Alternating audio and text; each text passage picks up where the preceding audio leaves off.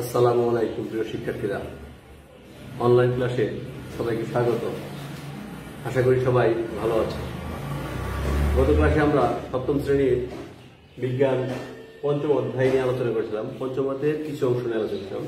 আজ বাকি অংশ নিয়ে আলোচনা করবো, অর্থাৎ দ্বিতীয় পর্ব, পঞ্চম অধ্যায়ের দ্বিতীয় পর্ব। আজকে আমরা আলোচনা করব রক্ত সংবহন যন্ত্র নিয়ে। আজকে নিয়ে আলোচনা করব রক্ত সংবহন যন্ত্র। তার আগে আমরা জেনে নেই এই পাঠে আমরা কি কি বিষয় জানতে পারবো। রক্ত সংবহন যন্ত্র সম্পর্কে জানতে পারবো, রক্ত সম্পর্কে জানতে পারবো আমরা, রক্তের উপাদান, রক্তের কাজ, রক্তনালী এবং হৃৎপিণ্ড, এই টপিকস গুলো নিয়ে আমরা মূলত আলোচনা করব। প্রথমে আমরা দেখব রক্ত সংবহন যন্ত্র।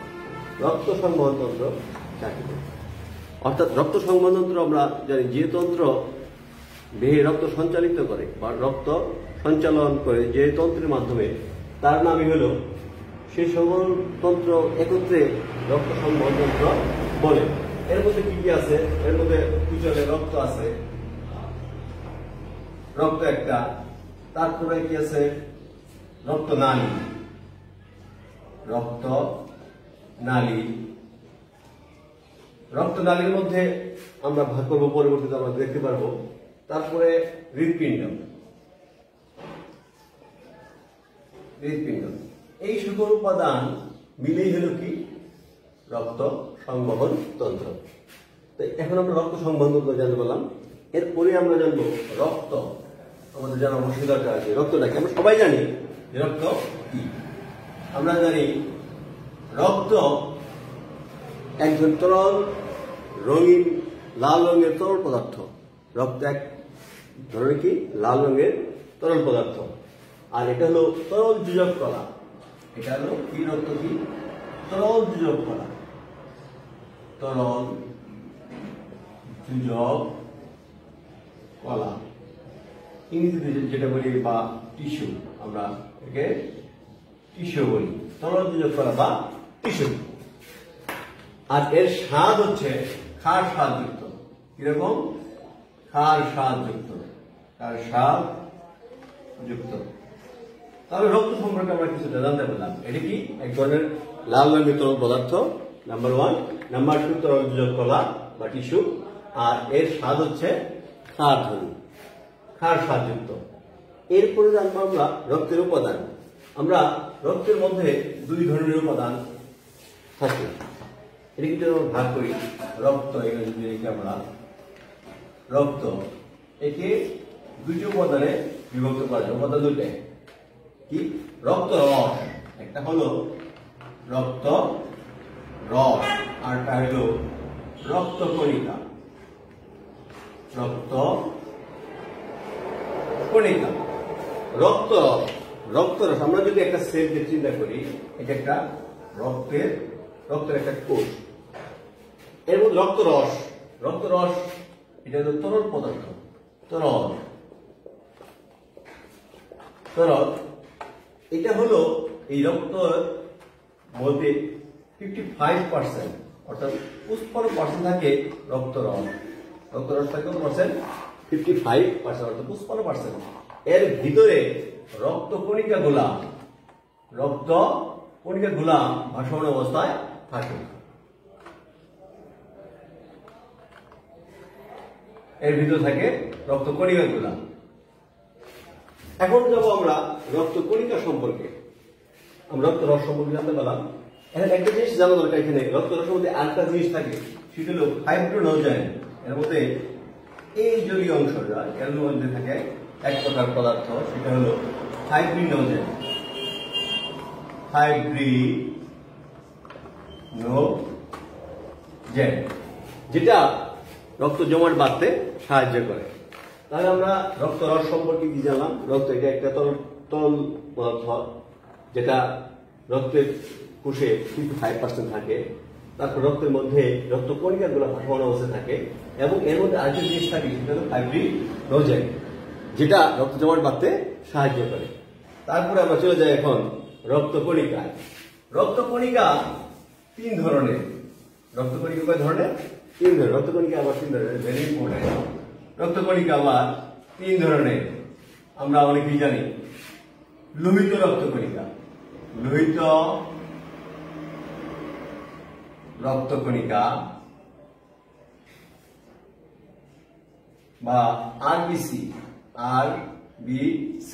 রেড ব্লাড সেল ইংরেজিতে বলে। তারপরে এটা হলো শ্বেত রক্তকণিকা, শ্বেত রক্ত কণিকা বা WBC, হোয়াইট ব্লাড সেল, শ্বেত রক্তকণিকা। তারপর হলো অনুচক্রিকা, 3 নম্বর হলো অনুচক্রিকা বা প্লাটিলেট, প্লাটিলেট ইংরেজিতে বলে প্লাটিলেট, এসব ইংরেজিতে। তাহলে আমরা রক্তকণিকা কয় ধরনের পেলাম? রক্তকণিকা আমার 3 ধরনের। এটা হলো লোহিত রক্তকণিকা, শ্বেত রক্তকণিকা এবং অনুচক্রিকা। আমরা এর আগে একটি চিত্র এঁকেছিলাম যে এই রক্তকণিকাগুলা আবার কিরকম। লোহিত রক্তকণিকা, লোহিত রক্তকণিকা দেখতে চাকরির মতো। কিরকম? চাকরি এইরকম। আমরা চাকরি নিক্ষেপ করি স্কুলে, এর মধ্যে এরকম কিছু উপাদান থাকে, সেটা হলো এরকম হইল, এটা হলো লোহিত রক্তকণিকা। লোহিত রক্তকণিকা আকার কিরকম? এরকম চাকরির মতো, এর ভিতরে নিউক্লিয়াস থাকে না। এখানে হিমোগ্লোবিন নামে এক প্রকার পদার্থ থাকে রক্তকণিকা। লোহিত রক্তকণিকায় কি থাকে? হিমোগ্লোবিন নামে এক প্রকার রঞ্জক পদার্থ থাকে, যার কারণে রক্ত লাল হয়। যার কারণে রক্ত লাল হয় এই লোহিত রক্তকণিকার কারণে রক্ত লাল হয়। এর মধ্যে হিমোগ্লোবিন নামক এক প্রকার রঞ্জক পদার্থ থাকে। আর তারপরে বললাম যে চাকরির মতো, এর মধ্যে কি নাই? নিউক্লিয়াস থাকে না। তার পাশাপাশি এর উৎপত্তি স্থল হলো অস্থিমজ্জা, যকৃৎ এবং অস্থিমজ্জা উৎস স্থল। এটা উৎপন্ন হয় যকৃৎ এবং যকৃৎ ও অস্থিমজ্জা, অস্থিমজ্জা। যকৃৎ আমরা চিনি যে যকৃৎটা কি? লিভার, ইংরেজিতে বলে লিভার, যকৃৎ।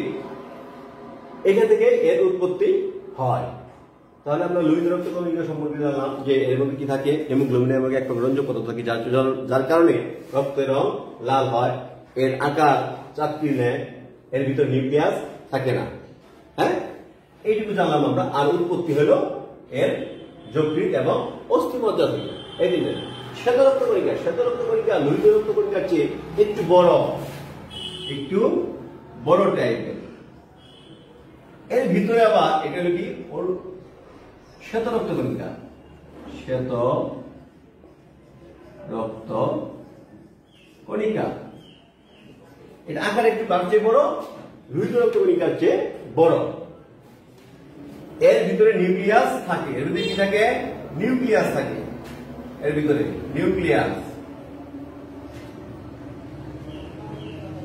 নিউক্লিয়াস থাকে এর ভিতরে। তারপরে এটা একটু আকারে বড় হয়। এর উৎপত্তি স্থল হলো প্লীহা, প্লীহা ও অস্থিমজ্জা থেকে। এর উৎপত্তি স্থল প্লীহা এবং অস্থিমজ্জা থেকে। আর শ্বেত রক্তকণিকার আরেকটা বড় বৈশিষ্ট্য হলো, যখন আমাদের দেহে যখন কোনো রোগ জীবাণু বা মাইক্রোঅর্গানিজম ঢুকে, তখন সেগুলোকে ধ্বংস করে। অর্থাৎ সৈনিকের ন্যায় কাজ করে। কিসের ন্যায় কাজ করে? সৈনিকের ন্যায় কাজ করে। যদি আমাদের ভিতরে কোনো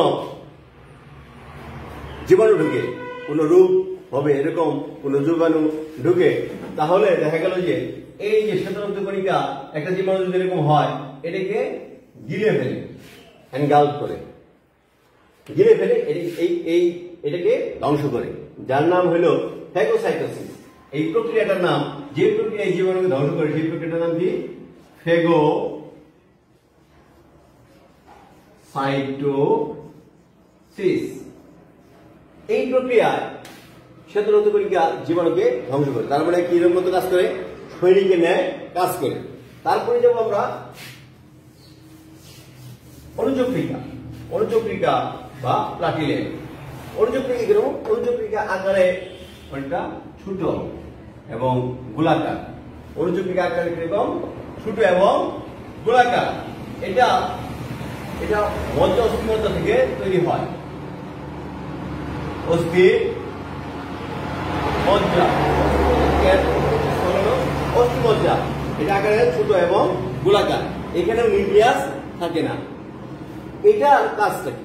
এটার কাজ হলো অনুচক্রিকা যখন আমাদের দেহে কোনো কেটে যায় তখন রক্ত যে জমাট বাঁধতে সাহায্য করে। তার মানে এর রোলটা অনেক বেশি।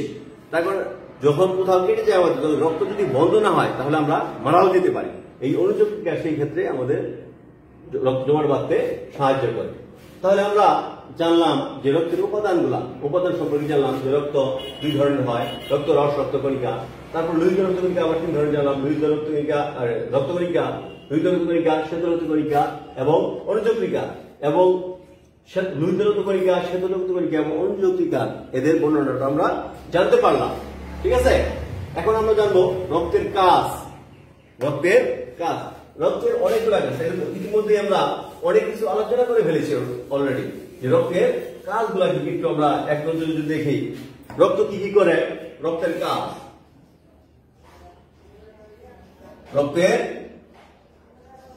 কাজ, এক নম্বর কাজ খাদ্য পরিবহন করা। খাদ্য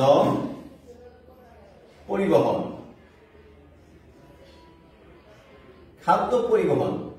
কি করে? খাদ্য পরিবহন করে।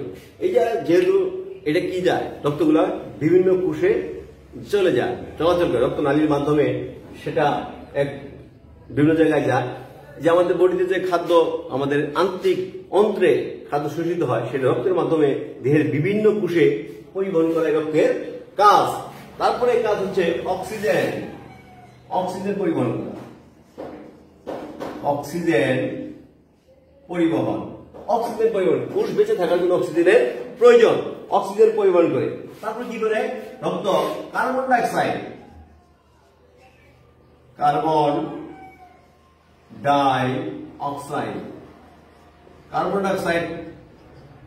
পরিবহন করে কোথায় নিয়ে যায়? ফুসফুসে নিয়ে যায়। আমাদের এই বডিতে অনেক বিভাগীয় কাজ সংগঠিত হয়, তখন কি উৎপন্ন হয়? কার্বন ডাইঅক্সাইড যেহেতু আমাদের অপ্রয়োজনীয় অংশ, সে দরকার নাই, সেই রক্ত কোথায় নিয়ে? রক্তের মাধ্যমে কোথায় আসে? ফুসফুসে আসে, ফুসফুসে বের করে দিয়ে দেয়। তারপরে আমরা পড়বো বর্জ্য পদার্থ। 4 নম্বর বর্জ্য পদার্থ নিষ্কাশন করে। রক্তের মাধ্যমে বর্জ্য পদার্থ নিষ্কাশিত হয়।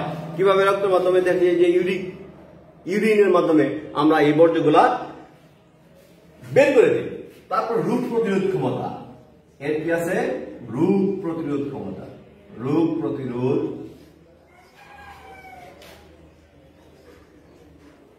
প্রতিরোধ করে আমরা বললাম যে হোয়াইট ব্লাড সেল বা শ্বেত রক্তকণিকা সৈনিকের নিয়ে কাজ করে। সেই হিসেবে যখন কোনো জীবাণু আমাদের বডিতে ঢুকে তখন সেটাকে ধ্বংস করে কে?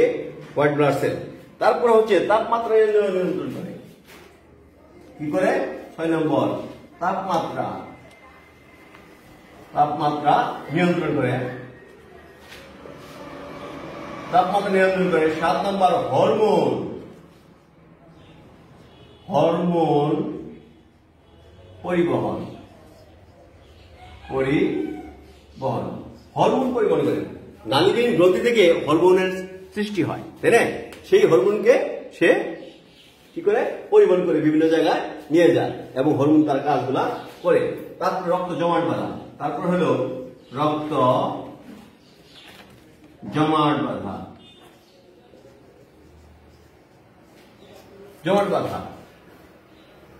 জমাট বাঁধারও এর একটা কাজ। আমরা জানি যে প্লাটিলেট যে আছে আমাদের, প্লাটিলেটটা রক্ত জমাট বাঁধতে সাহায্য করে।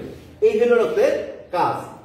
তাহলে আমরা কি জানলাম? রক্তের কাজ সম্বন্ধে। রক্ত ধরে খাদ্য পরিবহন করে, তারপরে অক্সিজেন পরিবহন করে, কার্বন ডাইঅক্সাইড পরিবহন করে, বর্জ্য পদার্থ পরিবহন করে, রোগ প্রতিরোধ করে, তাপমাত্রা নিয়ন্ত্রণ করে, হরমোন পরিবহন করে এবং রক্ত জমাট বাঁধতেও সাহায্য করে। এর পরবর্তী টপিকসে আমরা চলে যাব। এখন আমরা এর পরবর্তী টপিকস সেটা হচ্ছে কি? রক্ত নালী। এর পরবর্তীতে যাব আমরা রক্ত নালীতে। আমরা জানি রক্তনালী, এরপরটা কি রক্তনালী। রক্তনালীটা কি? রক্তনালী সম্পর্কে আমরা জানি যে সকল নালী দিয়ে রক্ত প্রবাহিত হয় তাকে রক্তনালী বলে। হ্যাঁ, যে সকল নালী তো আমরা চিনি, নালী নল চিনি না, নল, যে সকল নালী দিয়ে রক্ত পরিবাহিত হয় সে সকল ইয়াকে কি বলে? রক্তনালী বলে। এখন রক্তনালী আবার 3 ধরনের হয়। রক্তনালী কত ধরনের? 3 ধরনের। 1 নাম্বার ধমনী, 3 ধরনের ধমনী, তারপর শিরা, 3 নম্বর কৈশিক নালী। এই 3 ধরনের নালী হয়। একটা হলো ধমনী, একে বলে ইংরেজি বলে ভেইন, আর্টারি, এটা হলো আর্টারি, ইংরেজি বলে আর্টারি, এটা হলো ভেইন, তারপর হলো ক্যাপিলারিস।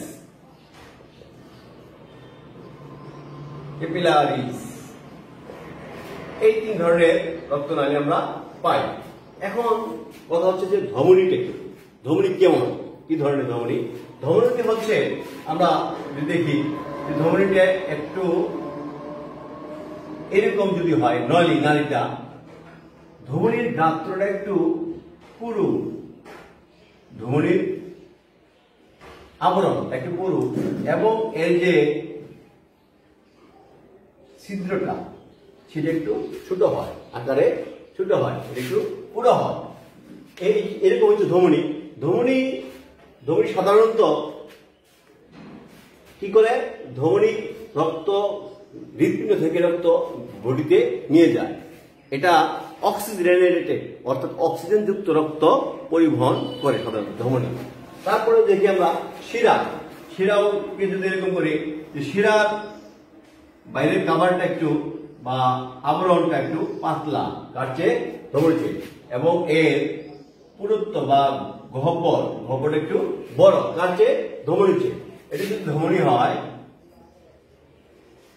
এটা হচ্ছে শিরা। বলে রাখি যে ধমনীর উৎপত্তি স্থল হলো হৃৎপিণ্ড। ধমনী কোথায় উৎপন্ন হয়? ধমনীর উৎপত্তি স্থল এক জায়গায়, সেটা হলো কৈশিক জালিকা থেকে। কৈশিক জালিকা এটা পড়ে দেখতেছি আমরা। তারপরে শিরাটা কি বললাম? শিরাগুলো সাধারণত কার্বন ডাই অক্সাইড যুক্ত রক্ত বহন করে। শিরাগুলা কার্বন ডাই অক্সাইড, অর্থাৎ বডিতে যতগুলো রক্ত তৈরি হয় সেগুলো কার্বন ডাই অক্সাইড যুক্ত, সেগুলো হৃৎপিণ্ডে নিয়ে আসাই এর কারণ। তারপরে কৈশিক জালিকা, এগুলি জালিকার মতো এরকম অনেক ছোট ছোট জালিকা। এখন আমরা দেখি যে কোথায় কি হয়। এটা যদি ধমনী হয়, ধমনী থেকে এই কৈশিক জালিকাগুলার উৎপত্তি হয়। ধমনী থেকে কি হয়? ধমনীগুলো যখন হৃৎপিণ্ড থেকে বের হয়, তখন যখন বডিতে ছড়িয়ে পড়ে, তখন কি হয়? এই কৈশিক জালিকার সৃষ্টি হয়। এই কৈশিক জালিকা থেকে আবার শিরার উৎপত্তি হয়। অর্থাৎ এটা যদি ধমনী হয়, এটা যখন বডিতে চলে যায় তখন সেটা হয় কৈশিক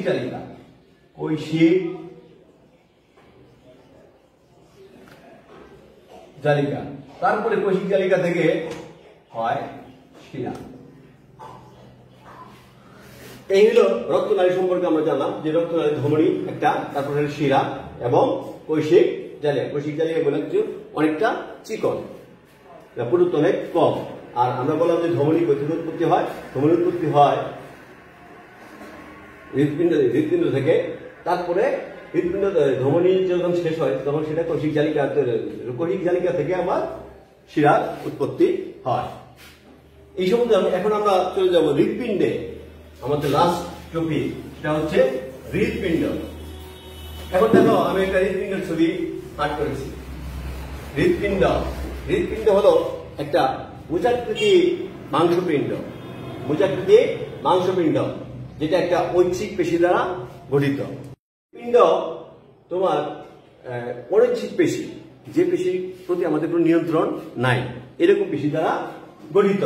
যে আমাদের এই মাসুলগুলো, হাতের মাসুলগুলা ইচ্ছা করলে আমরা পরিবর্তন করতে পারি, পা ইচ্ছা করলে নাড়িতে পারি, কিন্তু দেখা গেল যে এটা তার ইচ্ছা মতো সংকুচন প্রসারণ হয়। আর এই সংকুচন প্রসারণটা যদি স্বাভাবিক দেহে সংকুচন প্রসারণটা হয় মিনিটে 72 বার। মিনিটে কত বার? 72 বার। 72 বার পার মিনিট, 72 বার এটা সংকুচন প্রসারণ হয়। আর এটাকে বলা হয় হৃদস্পন্দন। হৃদস্পন্দন, হৃদস্পন্দন আমরা হৃদস্পন্দন হার্টবিট আমরা যেটা কি বলি, হার্টবিট বলি। তারপরে হৃদপিণ্ড সম্পর্কে যদি আমরা জানি, হৃদপিণ্ডের গঠনটা একটু দেখে নেই যে হৃদপিণ্ডের গঠনটা কেমন। হৃদপিণ্ড 3 স্তর বিশিষ্ট, 3টে স্তর থাকে হৃদপিণ্ডের বাইরে যে স্তর থাকে 3টে স্তর। বাইরেটা হলো পেরিকার্ডিয়াম, বাইরেটা হলো কি পেরিকার্ডিয়াম, ভিতরের স্তরটা হলো মায়োকার্ডিয়াম।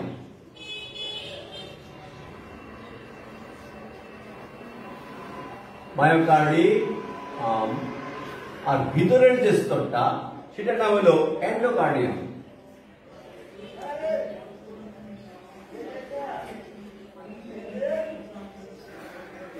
এন্ডোকার্ডিয়াম, তাহলে 3টে স্তর পেলাম আমরা। হৃদপিণ্ডের যে খাবারটা তাহলে সেটা কয়টা স্তর বিভক্ত? 3টা। এটা হলো পেরিকার্ডিয়াম, মায়োকার্ডিয়াম, এন্ডোকার্ডিয়াম। বাইরেরটা হলো পেরিকার্ডিয়াম, মাঝের স্তর যেটা সেটা হলো মায়োকার্ডিয়াম, আর ভিতরের সবার ভিতরের স্তর যেটা সেটা হলো এন্ডোকার্ডিয়াম। এই 3টে স্তরে বিভক্ত। আর হৃদপিণ্ডের 4টা প্রকোষ্ঠ থাকে। কয়টা প্রকোষ্ঠ থাকে? 4টা প্রকোষ্ঠ। এই যে একটা দেখতেছি আমরা, এরকম একটা প্রকোষ্ঠ, এই পাশে আরেকটা প্রকোষ্ঠ। এটাকে যদি আমরা বলি ডান অলিন্দ, ডান অলিন্দ, অলিন্দ। এটা হলো বাম অলিন্দ, বাম অলিন্দ, ডান অলিন্দ, বাম অলিন্দ। মূলত 2টা অলিন্দ, একটা হলো ডান অলিন্দ, একটা হলো বাম অলিন্দ। তারপরে এই যে এই অংশটা দেখতেছি আমরা, এই অংশটা হলো নিলয়, এটাও নিলয়, এটাও নিলয়। এটা হলো ডান নিলয়, নিলয়, আর এটা হলো বাম নিলয়।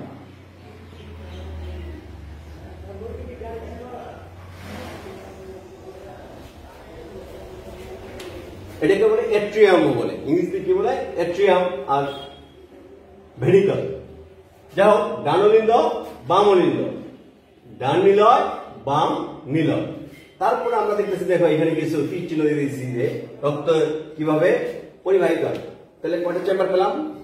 হৃদপিণ্ডের 4টে চেম্বার বা 4টা প্রকোষ্ঠ। একটা প্রকোষ্ঠ হলো ডান অলিন্দ, আরেকটা প্রকোষ্ঠ হলো বাম অলিন্দ, তারপরে আরেকটা প্রকোষ্ঠ হলো ডান নিলয়, আরেকটা প্রকোষ্ঠ হলো বাম নিলয়। এখন রক্ত কিভাবে চলাচল করে সেটা আমাদের জানা দরকার। আমরা বললাম যে ধমনীগুলি সাধারণত অক্সিজেনেটেড বা অক্সিজেনযুক্ত রক্ত প্রবাহিত করে। এই যে এই ধমনী দেখতেছে, এটা এই যে এটা কি নিলয়, এটাও নিলয়। আমরা বললাম যে এটা সংকুচন প্রসারণের মাধ্যমে রক্ত সঞ্চালিত হয়। এই যখন এটা সঞ্চালিত কি হয়, সংকুচন হয়, নিলয় যখন সংকুচিত হয়, তখন এই পথে, এই ধমনী পথে রক্তগুলো আমাদের বডিতে ছড়িয়ে পড়ে। আর এই সেরা পথে রক্ত কোথায় আসে? প্রথমে